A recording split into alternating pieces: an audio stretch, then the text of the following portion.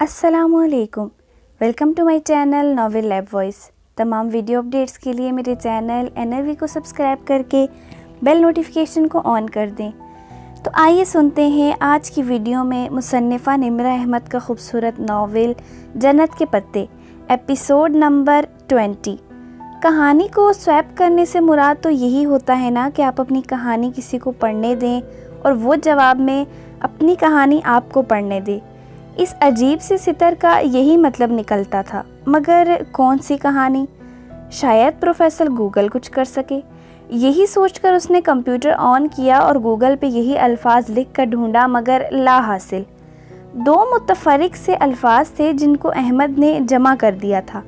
یہ کل 12 حروف تھے، سو پاسورڈ نہیں ہو سکتے تھے، مگر پاسورڈ انہی میں چھپا تھا۔ رات سونے سے پہلے تک وہ انہی الفاظ کو سوچتی رہی تھی، مگر کسی بھی نتیجے پہ پہنچنے سے قبل ہی نیند آ گئی۔ ارم کی منگنی کا فنکشن تایا فرقان کے لان میں منعقد کیا گیا تھا۔ فنکشن خواتین کا تھا، مردوں کا انتظام باہر تھا، مگر تیار ہوتے وقت وہ جانتی تھی کہ یہ فنکشن بھی اتنا ہی سگریٹڈ غیر مخلوط ہوگا جتنا داور بھائی کی مہندی کا فنکشن تھا۔ برائے نام زنانہ حصہ، جہاں ویٹرز، مووی میکر، لڑکے، کزنز سب آ جا رہے ہوں گے۔ پتہ نہیں پھر بیچارے باقی مردوں کو علیحدہ کیوں بٹھایا جاتا تھا، یا پھر ایسی شادیوں کو سگریٹڈ کہنے کی منافقت کیوں تھی؟ سوسائٹی کے معیارات جن پہ کوئی انگلی نہیں اٹھا سکتا تھا۔ اس نے اپنی 22 سالہ زندگی میں کبھی کوئی مکمل طور پر سگریٹڈ شادی نہیں دیکھی تھی۔ تایا کی سختی تھی کہ منگنی پہ دلہا نہیں آئے گا، انگوٹھی ساس پہنائے گی، مگر جو خاندان کے لڑکے کام کے بہانے چکر لگا رہے ہوں گے ان پر کوئی پابندی نہیں تھی۔ باہر وہ عبایا لیتی تھی، اصولاً اسے ادھر بھی عبایا لینا چاہیے تھا، مگر منگنی کا فنکشن برائے نام ہی صحیح تھا تو سیکریٹڈ۔ لڑکے وغیرہ تھے مگر وہ ذرا دور تھے، وہ مکمل طور پر مکسڈ گیدرنگ نہیں تھی۔ عبایا کا مقصد زینت چھپانا تھا اور چہرہ ہی تو چھپانا تھا، تو وہ یہ کام اپنے لباس سے بھی کر سکتی تھی، سو اس نے عبایا نہیں لیا، مگر لباس کا انتخاب عبایا کے متبادل اور مترادف کے طور پر کیا۔ کچے سیب کے رنگ کا سبز پاؤں کو چھوتا فراک، نیچے ٹراؤزر اور کلائی تک آتی آستین۔ یہ ایک مشہور برانڈ کا جوڑا تھا اور اس کے ساتھ نیٹ کا دوپٹہ تھا، سو اس نے الگ سے بڑا سا دوپٹہ بنوا لیا تھا، کچے سیب کے رنگ کا۔ یوں گلے کا کام دوپٹے میں چھپ گیا، چہرے کے گرد بھی دوپٹہ یوں لپیٹا کہ وہ پیشانی سے کافی آگے تھا۔ کان بھی چھپ گئے۔ سہولت تھی کہ کسی آدمی کو دیکھتے ہی وہ تھوڑی سے انگلی کو دوپٹہ پکڑ کر اوپر لے جا کر نقاب لے سکتی تھی۔ یوں عبایا کے بغیر بھی زینت چھپ گئی، نقاب بھی ہو گیا اور اچھا لباس بھی پہن لیا۔ بیٹھی بھی وہ ذرا کونے کی میز پہ تھی۔ گلابی پھولوں سے آراستہ سٹیج پہ ارم کامدار گلابی لباس میں گردن اونچی کیے اور نگاہیں جھکائے بیٹھی تھی۔ وہ ارم کو جانتی تھی، اسے معلوم تھا کہ وہ زبردستی بٹھائی گئی ہے۔ اس کی ساس اب اسے انگوٹھی پہنا رہی تھی۔ مووی میکر مووی بنا رہا تھا۔ پتہ نہیں یہاں تایا کے اسلام کو کیا ہوا تھا۔ ویٹرز، مووی میکر، یہ بھی تو مرد تھے، مگر وہی سوسائٹی کے دوہرے معیارات۔ حجاب کپڑے کا ایک ٹکڑا تو نہیں ہوتا، یہ تو ایک مکمل الگ طرز زندگی ہوتا ہے، اور یہ طرز زندگی اتنا آسان نہیں تھا، اسے جلد ہی اندازہ ہو گیا۔ تم نے دوپٹہ سر پہ کیوں لے رکھا ہے؟ گلے کا کام نظر ہی نہیں آ رہا، چہرے سے تو ہٹاؤ۔ مووی میکر ویڈیو بنا رہا تھا، سو وہ چہرے کو ڈھکے رخ موڑے بیٹھی تھی، اور فاطمہ جو ذرا دیر کو ادھر آئی تھیں اپنی حیرت ظاہر کرنے میں ساتھی خواتین کے ہمراہ مل گئی تھیں۔ نہیں ہٹا سکتی لیڈیز، میں اب نقاب کرتی ہوں، وہ رسان سے جواب دے رہی تھی، مگر پھر کیوں؟ او یار، فنکشن پہ تو خیر ہوتی ہے۔ خیر؟ مجھ سے پوچھو کہ کتنا بڑا شر ہوتا ہے۔ وہ اب بددل ہو رہی تھی، حجاب سے نہیں، لوگوں سے۔ یا اللہ، لوگ خاموش کیوں نہیں رہتے؟ اتنا سوال کیوں کرتے ہیں؟ سحر، ثنا اور اسجد کی بہنیں اب ڈانس کی تیاری کر رہی تھیں، انہیں کوئی نہیں ٹوک رہا تھا۔ سلیو لیس پہنے پھرتی کسی لڑکی کو کوئی نہیں ٹوک رہا تھا، مگر حجابی لڑکی کے پیچھے سب پڑ گئے تھے۔ کیا لوگوں نے سمجھ لیا ہے کہ وہ کہیں گے ہم ایمان لائے اور وہ آزمائے نہ جائیں گے؟ وہ اپنے آنسو اندر ہی اتارتی رہی۔ لڑکیاں رقص کے لیے پوزیشنز سنبھالے کھڑی تھیں۔ مووی میکر کا کیمرہ ریڈی تھا، اس نے رخ موڑ لیا۔ دل اندر ہی اندر لرز رہا تھا۔ وہ کسی کو منع نہیں کر سکتی تھی، اس کی کوئی نہ سنتا۔ تباہی کتنی قریب تھی اور سب بے خبر تھے۔ ہراکلیتس کی دائمی آگ، بھڑکتے الاؤ، دہکتے انگارے، انسان بھی خود ہی اپنے لیے کیا کیا کما لیتا ہے۔ اور یادیں بھی کتنی عجیب ہوتی ہیں، جب بندہ اندھیرے سے نور میں آتا ہے تو ہر شے سمجھ میں آنے لگتی ہے۔ اسے یاد آ رہا تھا شریعہ اینڈ لاء کے دوسرے سیمسٹر میں اصول الدین ڈپارٹمنٹ کے ایک ہی پروفیسر ڈاکٹر عبدالباری نے یوں ہی ایک قصہ سنایا تھا۔ اسے وہ قصہ آج پوری جزیات کے ساتھ یاد آ رہا تھا۔ میری بیٹی کی جب شادی ہونے لگی تو میں نے اسے منع کیا کہ بیٹا مووی اور فوٹو سیشن وغیرہ مت کروانا، مگر وہ مجھ سے بہت خفا ہوئی۔ وہ مجھ سے لڑتی رہی کہ ابا میں نے ہمیشہ پردہ کیا، آپ کی ساری باتیں مانی، اب میری زندگی سب سے بڑی خوشی پہ مجھے بددل نہ کریں۔ میں خاموش ہو گیا، اصرار نہیں کیا کہ میں زبردستی کا قائل نہیں تھا۔ شادی ہوئی، اس کی سسرال نے فوٹو سیشن کا مکمل انتظام کروا رکھا تھا۔ میں چپ رہا۔ شادی کے چوتھے روز جب میں اپنے کمرے میں آرام سے کرسی پہ بیٹھا تھا کہ میری بیٹی آئی اور میرے قدموں میں بیٹھ کر چپ چاپ رونے لگی۔ میں نے بہت پوچھا کہ کیا ہوا ہے، اس نے کچھ نہیں بتایا، بس یہی کہا، ابا آپ ٹھیک کہتے تھے، میری بیٹی کے آنسو میرے دل پہ اس دن سے گڑ گئے ہیں، اور یہی سوچتا ہوں کہ پتہ نہیں ہم اپنی خوشی کے موقع پہ اللہ کو ناخوش کیوں کر دیتے ہیں۔ جب ڈاکٹر عبدالباری نے وہ قصہ سنایا تھا تو اس نے چند حجابی لڑکیوں کی آنکھوں سے آنسو گرتے دیکھے تھے۔ تب کندھے اچکا کر وہ حیران ہو کر سوچتی کہ وہ یہ کیوں رو رہی ہیں۔ اب اسے پتہ چلا تھا کہ وہ کیوں رو رہی تھیں۔ فنکشن ختم ہونے تک اس کا دل اچاٹ ہو چکا تھا۔ رات اپنے کمرے میں ڈریسنگ ٹیبل کے سامنے وہ بالیاں اتارنے کے ارادے سے بے دلی سے کھڑی تھی۔ کچے سیب کے رنگ کا دوپٹہ کندھے پہ تھا اور بال کھول کر آگے کو ڈال رکھے تھے۔ بہاریں بھی اس کی نقل میں گنگریالی پونی آگے کو ڈال لیتی تھی۔ پتہ نہیں وہ دونوں بہنیں فون کیوں نہیں اٹھاتی اور میل کا جواب بھی نہیں دیتی۔ خیر 2 ہفتے ہی تو رہ گئے تھے، جا کر پوچھ لوں گی۔ دروازے پہ دستک ہوئی، وہ چونکی، پھر آگے بڑھ کر دروازہ کھولا۔ وہاں جہان کھڑا تھا، زمرد رنگ کا کرتا اور سفید شلوار پہنے۔ پتہ نہیں کہاں سے کرتا خرید کر لایا تھا، مگر اچھا تھا۔ آستین عادتاً کوہنیوں تک موڑے وہ ہاتھ میں 2 مگ لیے کھڑا تھا۔ کافی پیو گی؟ وہ پھر سے وہی دوستانہ سے انداز والا جہان سکندر بن چکا تھا۔ میں سونے سے پہلے کافی نہیں پیتی، کہہ دینے کے بعد اسے لہجے کی سرد میری کا احساس ہوا تو رکی، پھر زبردستی مسکرائی۔ ہاں لیکن اگر استنبول کے بہترین شیف، میکینک اور کارپینٹر نے بنائی ہے تو ضرور پیوں گی۔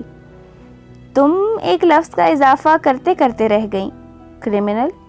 وہ مسکرایا تو حیا کی مسکراہٹ غائب ہو گئی۔ کیا مجھے اس الفاظ کا اضافہ کرنا چاہیے؟ ہم اس بارے میں بات کر سکتے ہیں۔ 2 ہفتے بعد اسے بالآخر اس کے متعلق بات کرنے کا خیال آ ہی گیا تھا۔ ٹھیک ہے، چھت پہ چلتے ہیں۔ اس نے کانوں سے بالیاں نہیں اتاری جن میں موتی پروئے تھے، جہان کے موتی۔ وہ سچ نہیں بولتا تھا تو اس کے موتی کیسے نکل آئے؟ وہ ان 2 ہفتوں میں یہ سوچتی رہی تھی۔ نامحسوس طور پہ بھی وہ عبدالرحمن پاشا سے متفق تھی کہ وہ سچے موتی ہی تھے، مگر جہان کو تو یاد بھی نہیں ہوگا کہ یہ وہی موتی ہیں۔ چھت پہ اندھیرا تھا، دور نیچے کالونی کی بتیاں جل رہی تھیں۔ وہ دونوں مندیر کے ساتھ لگے جھولے پہ آ بیٹھے۔ ہلکا ہلکا جھولتا جھولا ان کے بیٹھنے سے بالکل تھم گیا۔ حیا نے کافی کا مگ لبوں سے لگایا۔ اچھی بنی ہے۔ آخر استنبول کے بہترین شیف، میکینک اور کارپینٹر نے بنائی ہے۔ او، تم نے بھی کرمنل کا اضافہ نہیں کیا؟ کیونکہ میں کرمنل ہوں بھی نہیں۔ کیا تمہیں میرا اعتبار ہے؟ ہاں۔ اس نے سوچنے کا وقت بھی نہیں لیا۔ سامنے دیوار پہ ابا کے گملوں سے اوپر ان دونوں کے سائے گر رہے تھے۔ پودوں کی ٹہنیوں سے اوپر وہ عجیب سی حیت بنا رہے تھے۔ ٹھیک ہے، پھر تم مجھے بتاؤ کہ تم اس شخص کو کیسے جانتی ہو جو اس روز میرے ساتھ تھا؟ عبدالرحمن پاشا، امت اللہ حبیب پاشا کا بیٹا۔ اس نے آنے کا پورا نام لیا۔ وہ ذرا چونک کر اسے دیکھنے لگا۔ ہاں، تم کیسے؟ لمبی کہانی ہے، سنو گے؟ اس نے بے نیازی سے شانوں کو جنبش دے کر پوچھا۔ وہ سامنے دیوار پہ ہی دیکھ رہی تھی۔ اس نے دوسرے سائے کو اسبات میں سر ہلاتے دیکھا تو وہ کہنا شروع ہوئی۔ اپنے سائے کے ہلتے لب دکھائی نہیں دیتے تھے، نہ ہی کان میں پڑی بالی کے موتی کی چمک۔ اگر دکھائی دے رہی تھی تو وہ پریشانی، اذیت اور اضطراب جسے وہ پچھلے 5 ماہ سے اپنے دل میں چھپائے ہوئے تھی، جس کا ایک حصہ اس نے ڈی جے کے ساتھ بانٹا بھی تھا اور اب اس نے پورا ہی بانٹ دیا۔ اسپانجی کی طرف سے میل وصول ہونے والی رات جب پہلی دفعہ پھول آئے تھے، اس سے لے کر اس روز کے واقعے تک اس نے سب کہہ سنایا۔ وہ بالکل خاموشی سے سنتا رہا۔ اگر بولا تو صرف اس وقت جب اس نے استقلال جدیسی میں پاشا کے چہرے پہ کافی الٹنے کا واقعہ بتایا۔ اچھا، تم نے پاشا بے کے اوپر کافی الٹ دی؟ وہ جیسے بہت محفوظ ہوا تھا۔ ہاں، تم اسے پاشا بے کیوں کہتے ہو؟ اسے سب پاشا بے کہتے ہیں، مسٹر پاشا۔ شوق ہے خود کو مسٹر کہلوانے کا۔ کافی کے مگ خالی ہو کر زمین پہ پڑے تھے۔ دیوار پہ سائے ویسے ہی چپکے بیٹھے ساری داستان سنتے رہے۔ پودے بھی متوجہ تھے۔ جب وہ خاموش ہوئی تو وہ جیسے سوچتے ہوئے بولا، یعنی کہ اس نے تمہارے بارے میں معلومات حاصل کی مجھے بلیک میل کرنے کے لیے، مگر میں صرف ایک بات نہیں سمجھ سکا۔ اتنا سب کچھ ہوا اور تم نے کبھی اپنے پیرنٹس کو نہیں بتایا، کیوں؟ تم نے کسی سے مدد کیوں نہیں لی؟ میں کبھی بھی ان کو یہ سب نہیں بتا سکتی جہان۔ اب تو معاملہ ختم ہو گیا ہے، مگر جب یہ شروع ہوا تھا تو مجھے ترکی جانا تھا۔ اگر میں بتاتی تو وہ مجھ سے فون لے لیتے اور گھر سے نکلنے پہ پابندی لگا دیتے۔ ترکی تو جانے کا ہی سوال نہیں تھا۔ ویسے بھی میں جانتی تھی کہ جو میرے گھر کے اندر پھول رکھ کر جا سکتا ہے، میرے فون میں ٹریسر لگوا سکتا ہے، اس کے خلاف ابا بھی کچھ نہیں کر سکتے۔ اور ابا کو بتانے کا مطلب تھا کہ تایا فرقان کو بھی بتا دینا، یعنی پورے خاندان میں تماشا۔ ابا تایا کو نہ بتائیں یہ نہیں ہو سکتا، اور اتنی بہادر تو میں تھی ہی کہ خود اپنے مسائل حل کر سکتی۔ سو تو ہے، اس نے سر ہلا کر اعتراف کیا۔ کیا تم واقعی جاننا چاہتی ہو کہ میں پاشا بے کو کیسے جانتا ہوں؟ دیکھ لو، تم نہ بھی بتاؤ میں نے جان تب بھی لینا ہے، تمہارے پاس کوئی دوسرا آپشن نہیں ہے۔ اللہ اللہ، یہ اعتماد! وہ پہلی دفعہ ہنسا تھا۔ وہ ہولے سے مسکرا دی۔ اصل میں نے کچھ عرصہ ہوٹل گرینڈ پہ کام کیا ہے، اس لیے میں ان سو کالڈ بھائیوں کو قریب سے جانتا ہوں۔ یہ سگے بھائی نہیں ہیں، یہ مافیا بھائی ہیں، ایک ہی مافیا فیملی کا حصہ۔ مگر یہ بات عدلار میں اگر کوئی میرے علاوہ جانتا ہے کہ وہ سگے بھائی نہیں ہیں تو وہ امت اللہ حبیب پاشا ہیں۔ خیر، میرا پاشا بے سے کچھ مسئلہ ہو گیا اور میں استقلال اسٹریٹ پہ آ گیا۔ وہ ریسٹورنٹ اس کا ہی ہے، اور وہ عورت جس کو میں اپنی لینڈ لیڈی بتاتا ہوں اس کو وہی بھیجتا ہے۔ وہ اس کی ساتھی شیئر ہولڈر ہے۔ وہ مجھے ریسٹورنٹ کی قسطوں کے لیے تنگ نہیں کرتا، میں نے جھوٹ بولا تھا، سوری، مگر اس نے میرے ذمے ایک کام لگایا تھا جو میں کر نہیں سکا، جس کی وجہ سے اس روز ہماری تلخ کلامی ہوئی تھی۔ کون سا کام؟ وہ چونکی۔ وہ اپنی فیملی کو بیرون ملک شفٹ کروانا چاہتا تھا۔ اس کے لیے اسے اس ملک کی جعلی دستاویزات اور نئی شناختیں چاہیے تھی۔ میں نے اپنے ایک دوست سے اس کے لیے وہی بنوا رہا تھا، اینڈ تھینکس ٹو یو میں نے اب وہ بنوا دیے ہیں اور اس کی فیملی ترکی سے جا چکی ہے۔ کیا؟ اسے جھٹکا لگا۔ عائشہ اور بہارے چلی گئی؟ تو وہ عائشہ بہارے سب کو جانتا تھا؟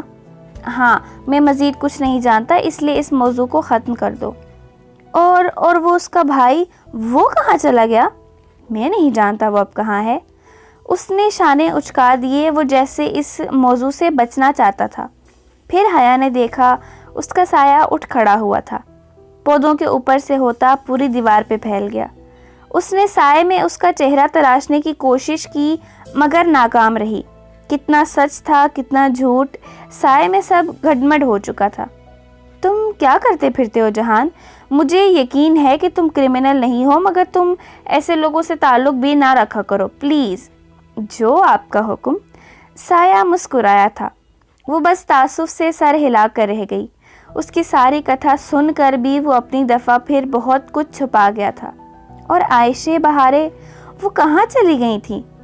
وہ دونوں آگے پیچھے زینے اترتے نیچے آ رہے تھے جب اس نے ابا کو لاؤنج میں کھڑے اپنی جانب متوجہ پایا۔ جہان، وہ صرف جہان کی طرف متوجہ تھے۔ جی ماموں۔ وہ پرسکون انداز میں قدم اٹھاتا سیڑھیوں سے نیچے ان کے سامنے جا کھڑا ہوا۔ مجھے کچھ پوچھنا ہے تم سے۔ وہ بہت سنجیدہ لگ رہے تھے۔ وہ پہلی سیڑھی پہ ریلنگ پہ ہاتھ رکھے کھڑی ان کو دیکھے گئی۔ میں سن رہا ہوں۔ تم روہیل سے ان ٹچ ہو، یہ میں جانتا ہوں، مگر کیا کوئی ایسی بات ہے جو تم مجھے بتانا چاہو جو کہ میں نہیں جانتا؟ جہان نے لمحے بھر کی خاموشی کے بعد نفی میں سر ہلایا۔ نہیں، میں اس معاملے میں نہیں پڑھنا چاہتا۔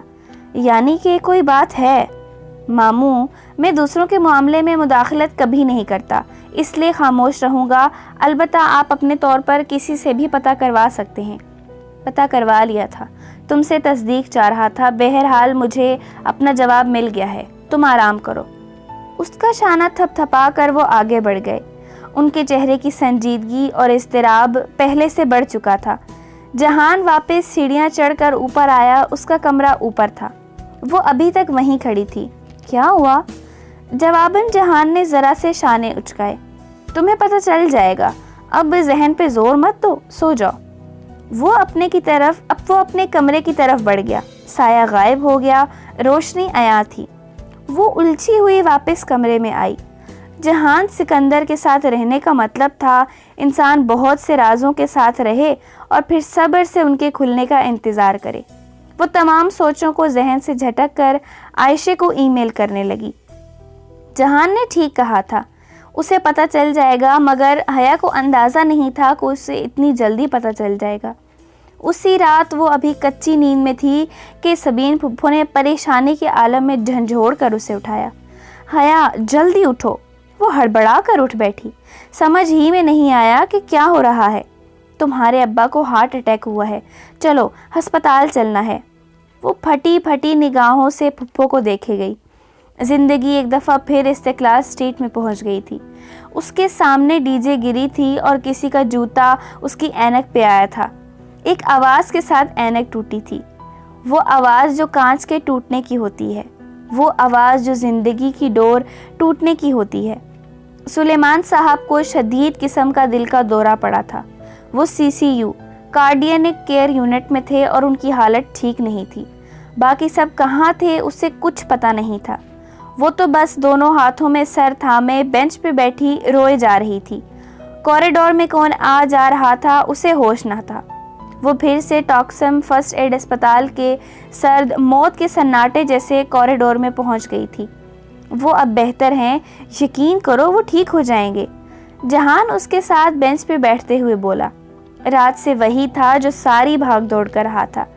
تایا وغیرہ تو صبح آئے تھے اور اب تک پورے خاندان کو وہ وجہ بھی پتہ چل چکی تھی جو ابا کی بیماری کا باعث بنی تھی۔ روہیل نے شادی کر لی تھی۔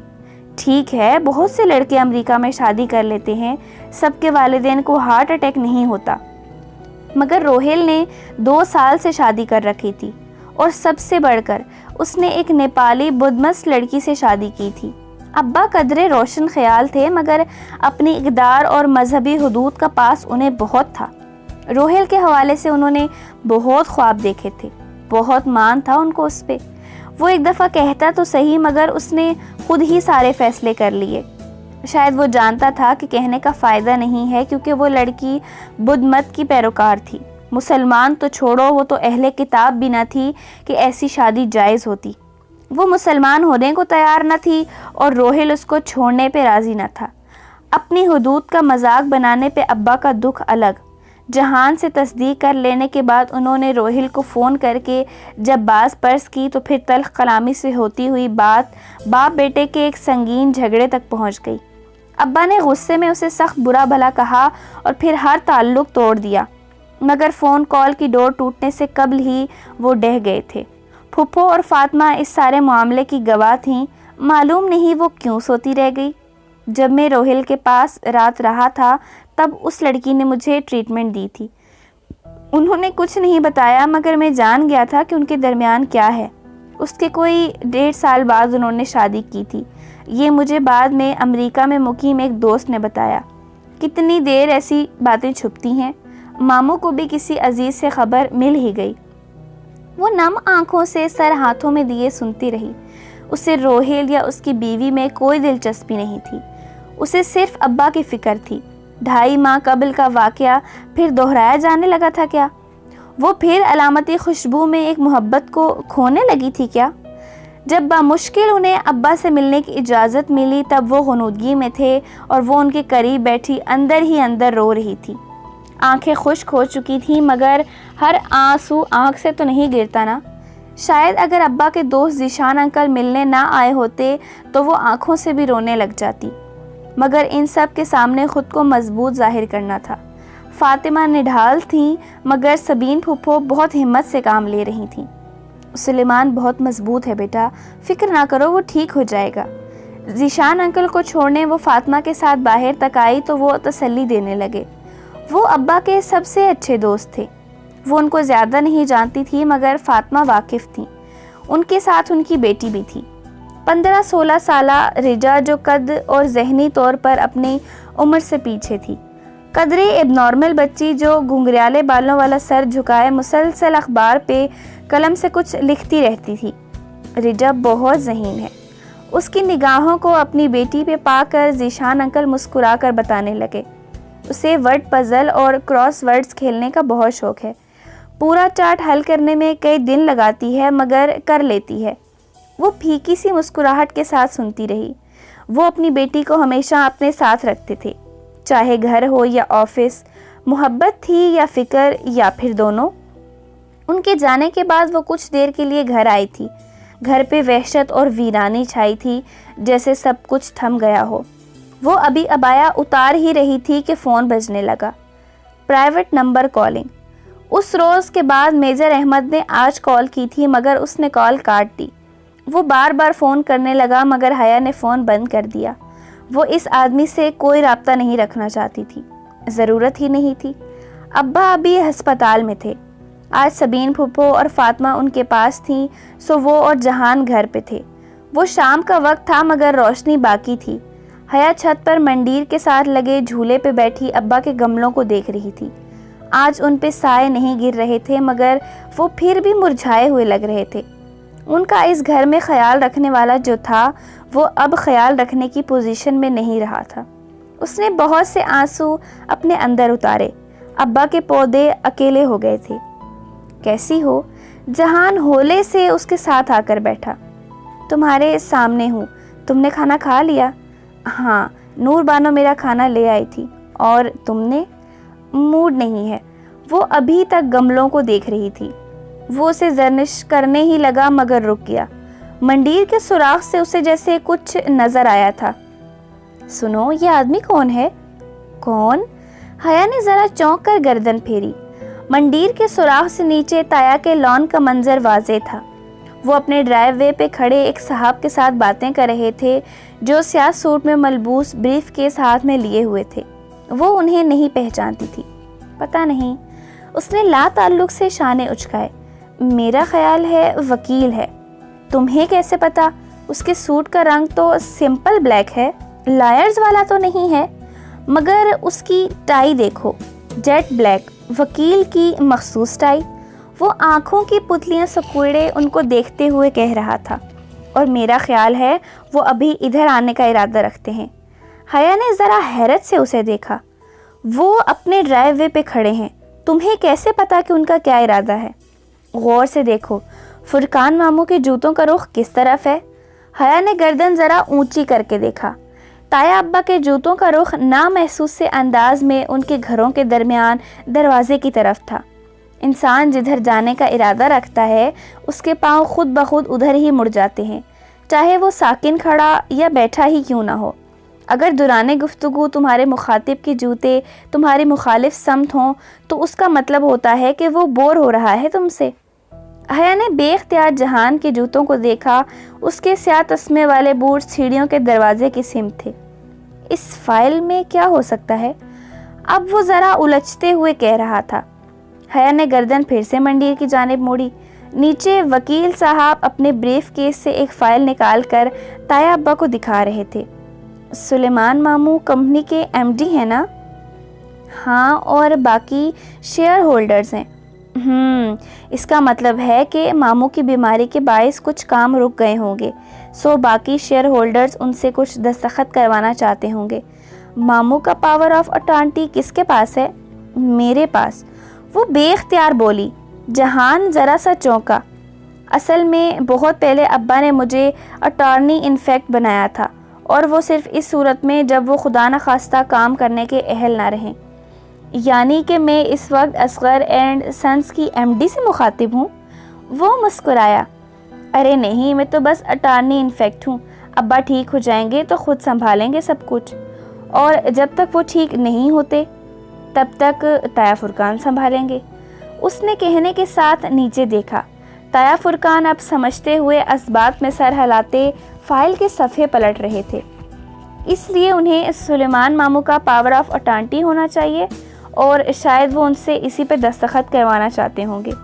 جہان، ہو سکتا ہے یہ ان کا کوئی دوست ہو اور تمہارے سارے اندازے غلط ہوں، اور اگر میرے اندازے درست ہوئے تب تم انہیں پاور آف اٹارنٹی لینے دو گی؟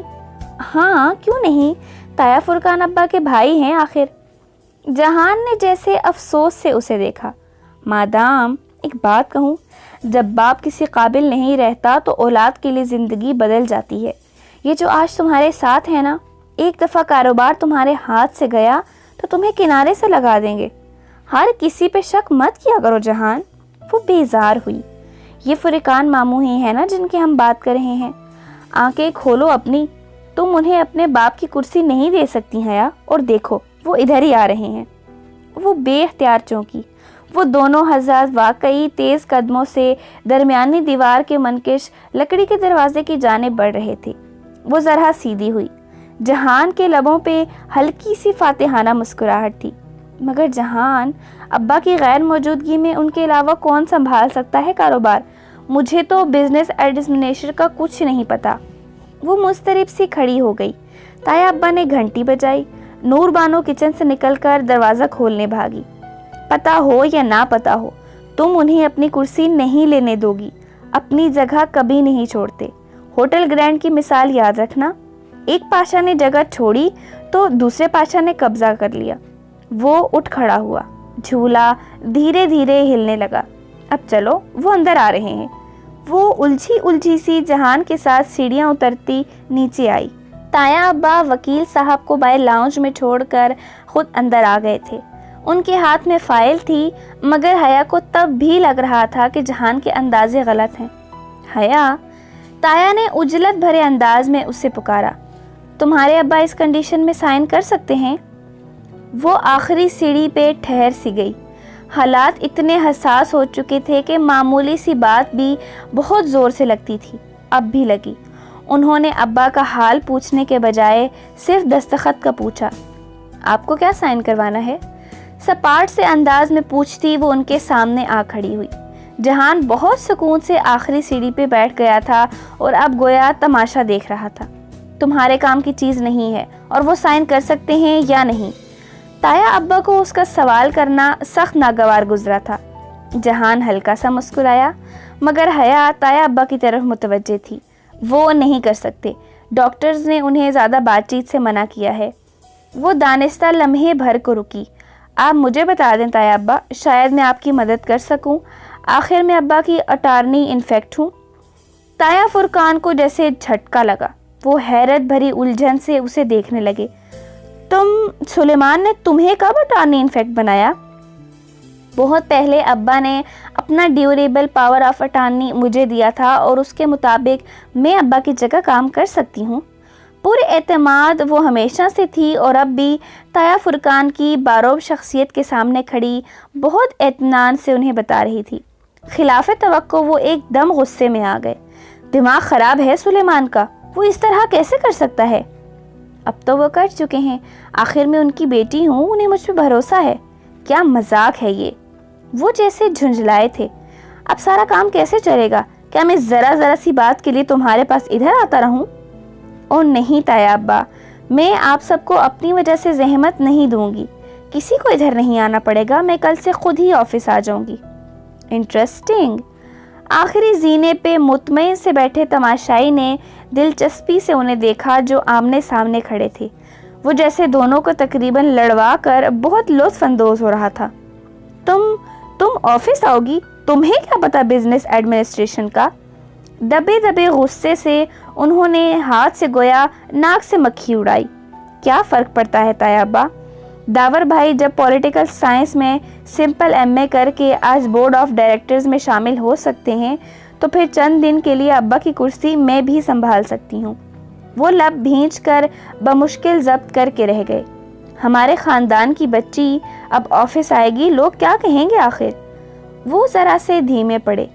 جب وہ اپنے تایا، چچا اور تایا زاد بھائی کے ہمراہ آفس آئے گی تو لوگ کچھ نہیں کہیں گے۔ وہ پہلی دفعہ ذرا سی مسکرائی۔ عجیب رواج چل نکلے ہیں۔ تایا ابا ماتھے پہ بل لیے پلٹ گئے اور لمبے لمبے ڈگ بھرتے باہر نکل گئے۔ اپنے پیچھے دروازہ انہوں نے زوردار آواز سے بند کیا تھا۔ کیا بات ہے؟ وہ مسکرا کر ستائشی انداز سے کہتا سیڑھی سے اٹھا۔ بس تالی نہیں بجائی ورنہ انداز ویسا ہی تھا۔ تایا ابا نے مجھ سے کبھی ایسے بات نہیں کی۔ وہ ابھی تک ملال سے دروازے کو دیکھ رہی تھی جہاں سے وہ گئے تھے۔ آہستہ آہستہ وہ اس سے بھی زیادہ تحقیر سے بات کرنے لگیں گے، بس دیکھتی جاؤ۔ مگر وہ ٹھیک کہہ رہے تھے۔ میں کیسے ابا کی سیٹ پہ بیٹھ سکتی ہوں؟ مجھے واقعی ان کے کاروبار کا کچھ نہیں پتا۔ اب پہلی دفعہ اسے فکر ستانے لگی۔ تایا کے سامنے جو بڑے بڑے دعوے کیے تھے ان کو ثابت کرنے کے لیے وہ کیا کرے گی؟ ایک دم بہت سا بوجھ اس کے کندھوں پہ آ گرا تھا۔ حیا، جب تم نے اس رات مجھے وہ ساری باتیں بتائی تھی تو میں نے تمہارے بارے میں 2 آراء قائم کی تھی۔ پہلی یہ کہ جو لڑکی کسی کی مدد لیے بغیر اتنا کچھ تنہا خود سہتی ہے وہ بہت مضبوط لڑکی ہوتی ہے۔ چند ماہ شاید قبل تم اتنی مضبوط نہ ہو مگر اب ہو گئی ہو۔ وہ نرمی سے کہتا اس کے سامنے آ کھڑا ہوا۔ وہ ابھی تک دروازے کو دیکھ رہی تھی۔ اور دوسری یہ کہ تم نے اس سائیکو آفیسر کا پزل حل کر لیا جس سے مجھے لگا کہ تم ایک سمجھدار اور ذہین لڑکی ہو جو معمولی سی باتوں سے بھی اپنے مسائل کے حل ڈھونڈ لیتی ہے۔ یقین کرو بزنس سنبھالنے کے لیے کسی ڈگری سے زیادہ کامن سینس، مضبوط اعصاب اور ذہانت کی ضرورت ہوتی ہے، اور وہ سب تمہارے پاس ہے، پھر فکر کیسی؟ اس نے دروازے سے نگاہیں ہٹا کر جہان کو دیکھا۔ کیا تم میری مدد کرو گے؟ بہت پر امید انداز میں اس نے پوچھا تھا۔ بالکل بھی نہیں، جو کرنا ہے اکیلے کرو اور خود کرو کیونکہ تم خود کر سکتی ہو۔ ایک لا تعلق سا تبصرہ کر کے وہ دروازے کی طرف بڑھ گیا۔ اس نے تل ملا کر اسے جاتے دیکھا۔ آخر اس نے مدد مانگی ہی کیوں اس آدمی سے؟ سوچا بھی کیسے کہ وہ اس کی مدد کرے گا؟ وہ تو جہان تھا، وہ تو ہمیشہ سے اسے تنہا چھوڑ کر چلے جانے کا عادی تھا۔ اب وہ کیا کرے گی؟ سر ہاتھوں میں تھامے وہ صوفے پہ گر سی گئی۔ اس کی انا کا سوال تھا۔ تایا کے سامنے اتنے دعوے کر کے وہ پیچھے نہیں ہٹ سکتی تھی۔ پیچھے ہٹنے کا راستہ اب بند تھا۔ اسے کل سے واقعی آفس جانا پڑے گا، وہ جانتی تھی۔ چند دن کی ہی تو بات ہے، اس نے خود کو تسلی دی۔ رات وہ ابا سے ملنے گئی۔ جب فاطمہ قریب نہیں تھی تو ان کا ہاتھ پکڑ کر نرمی سے انہیں اس نے اپنے فیصلے کا بتایا۔ ساری بات سن کر وہ نحیف سے انداز میں ہلکا سا مسکرائے۔ باکر صاحب سے مل لینا، وہ تمہیں کام سمجھا دیں گے۔ بہت دھیمی آواز میں وہ بس اتنا سا کہہ پائے تھے۔ اور ذیشان میرا دوست ہے، کوئی مدد چاہیے ہو تو اسے کہہ دینا۔ پھر انہوں نے آنکھیں موند لیں۔ بیماری واحد شے نہیں ہوتی جو انسان کو ڈھا سکتی ہے، دکھ زیادہ زور آور ہوتے ہیں۔ وہ بھی ٹوٹ چکے تھے۔ اسے روہل پہ پہلے سے بھی زیادہ غصہ آیا۔ فاطمہ سے سامنا ہوا تو بس سرسری سا بتایا، کل میں ابا کے آفس جاؤں گی۔ انہوں نے حیرت سے اسے دیکھا۔ کیوں؟ ابا نے کہا تھا۔ اچھا آپ یہ کاروباری باتیں ان سے مت کیجیے گا، ڈاکٹر نے منع کیا ہے۔ وہ نگاہ بچا کر پاس سے نکل گئی۔ وہ فاطمہ کو جانتی تھی، اسے معلوم تھا کہ وہ اس فیصلے پہ بہت خوش نہیں ہوگی، اور خوش تو شاید وہ خود بھی نہیں تھی۔ وہ خود بھی ایسا نہیں چاہتی تھی۔ یہ تو جہان تھا جس نے اسے پھنسوایا تھا اور پھر خود پیچھے ہٹ گیا۔ سلیمان صاحب کا آفس نہایت پرتعیش انداز میں آراستہ کیا گیا تھا، گرے اور گہرے نیلے تھیم کے ساتھ۔ سفید چمکتے ماربل ٹائلز، قیمتی پردے، شاہانہ سا فرنیچر، اور اس اونچی سیاہ گھومنے والی کرسی کی تو شان ہی الگ تھی جس پر وہ اس وقت بیٹھی تھی۔ अपने सिल्क के स्याह अबाया में मलबूस, दोनों कोहनियाँ कुर्सी के हाथ पे जमाए, उंगलियों से दूसरे हाथ में मौजूद प्लेटिनियम घुमाते हुए टेक लगाकर बैठी वो संजीदगी से सर हिलाती बाकर साहब की ब्रीफिंग सुन रही थी। नफासत से किए गए नकाब में से झलकती आंखें मुतवज्जे अंदाज में सुकड़ी हुई थीं। वो अधेड़ उम्र और शरीफ नफ्स से इंसान लगते थे और अब पूरी जानफशानी से उसे अब्बा की कंस्ट्रक्शन कंपनी के बारे में आगाही दे रहे थे। Board of directors, share holders, company के ज़ेरे तामीर प्रोजेक्ट्स, टेंडर्स, वो सब सुन रही थी, मगर बाज़ इस्तिलाहात बहुत मुश्किल थीं। उसे सब समझ में नहीं आ रहा था। रह रह कर उसे कारोबारी मामलात में अपनी कम इल्मी का अफसोस हो रहा था। वो ख़ुद को समझा रही थी कि ये अफसोस भी कम इल्मी का है, ना कि ताया अब्बो को यूं चैलेंज करने का, मगर शायद आखिर उस ज़िक्र पे उसे ज़्यादा अफसोस था। कंपनी में 40% शेयर्स आपके वालिद के हैं मैम, 20% फुरकान साहब के, 20% जाहिद साहब के और 10% सेठी साहब के हैं। और आखिरी 10%। पहली दफ़ा उसने ज़बान खोली और साथ ही ऑफिस का दरवाज़ा खुला। हया ने चौंक कर देखा और फिर नागवारी की एक लहर ने उसे सर से पांव तक घेर लिया। अगर उसे थोड़ा सा भी ख्याल आता कि आखिरी 10% शेयर होल्डर्स वलीद लुगारी हो सकता है तो वो कभी ऑफिस ना आती। ओह, आप ऑफिस आई हैं? वो आप पे ज़ोर देता तंजिया मुस्कुराहट के साथ बहुत एतमाद से चलता अंदर आया। बाकर साहब के चेहरे पे नागवारी उभरी, मगर वो खामोश रहे। तो सुलेमान अंकल की सीट आप संभालेंगी? उसके सामने कुर्सी खींचकर वो टांग पर टांग रख कर बैठा। क्या बिजनेस एडमिनिस्ट्रेशन में डिग्री आपने तुर्की से ली है? मगर अब्बा को तो आपने बताया था कि आप LLB कर रही हैं। तमस्सुखराना अंदाज में कहता वो वाज़े तौर पर उस रात का हवाला दे रहा था। ये तय था कि पहली दफ़ा निकाब में देखकर अगर वो उसे फ़ौरन पहचान गया था तो वजह यही थी कि उसने बाहर स्टाफ से उसकी आमद के बारे में सुना था। तभी वो इतने एतमाद से बेधड़क इस ऑफिस में दाखिल हुआ था जिससे वो गालिबन हमेशा होता था। तो मैडम MD, क्या इरादे हैं आपके? क्या अब इस ऑफिस में तालिबान नाज़ाइशन राइज हो जाएगी? वो जो खामोशी से लब भेंचे उसकी बात सुन रही थी, उसने दाएं अबरू सवालिया उठाई। स्याह नकाब से झलकती आंखों की तख्ती वाज़े थी। मैंने आपको पहचाना नहीं। आपकी तारीफ? बाकर साहब? ये कौन साहब हैं? मैम, ये लुगारी साहब के। पहचान तो खैर आप गई हैं, मुझे नहीं लगता आप कभी भूल गईं। मुझे वलीद लुगारी कहते हैं। और वलीद साहब, मेरी एक बात का जवाब दें। मुतवाज़न लहजे में बात काटते हुए वो आगे को हुई और एक दूसरे हाथ में फंसे मेज़ पे रखे हाथ को देखा। वो जो इस्तेहज़ाइया अंदाज में बोले जा रहा था रुक गया। वलीद साहब, क्या मैंने आपको अपने ऑफिस में बुलाया था? वलीद ने हंसकर सर झटका। मैडम हया, बल्कि मिसेस हया। अब जब आपको इधर काम। वलीद साहब, क्या मैंने आपको बुलाया था? वो पहले से बुलंद और दुरुस्त आवाज़ में बोली। वलीद की भवें सुकड़ी। सुलेमान अंकल के ऑफिस में आने के लिए मुझे इजाज़त। वलीद साहब, क्या मैंने आपको बुलाया था?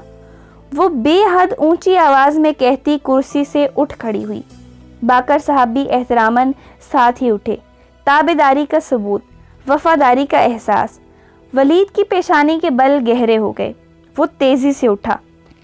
सुलेमान अंकल मेरे साथ ये सलूक कभी बर्दाश्त न करते। मैं आपके साथ इससे भी बदतर सलूक कर सकती हूँ। बाकर साहब, इन साहब को बाहर जाना है, प्लीज़ दरवाज़ा खोल दें।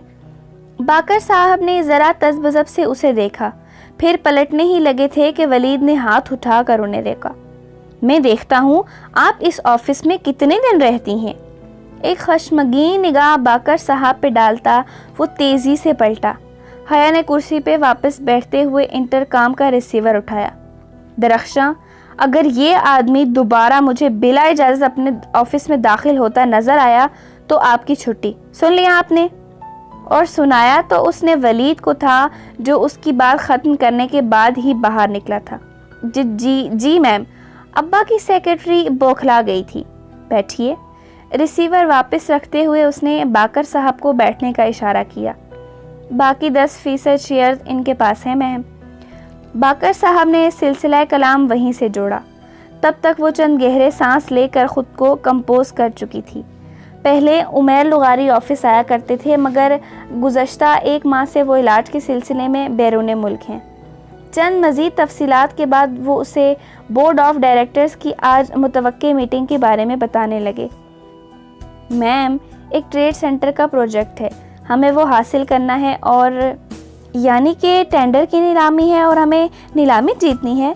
اس نے دبے دبے جوش سے ان کی بات کاٹی۔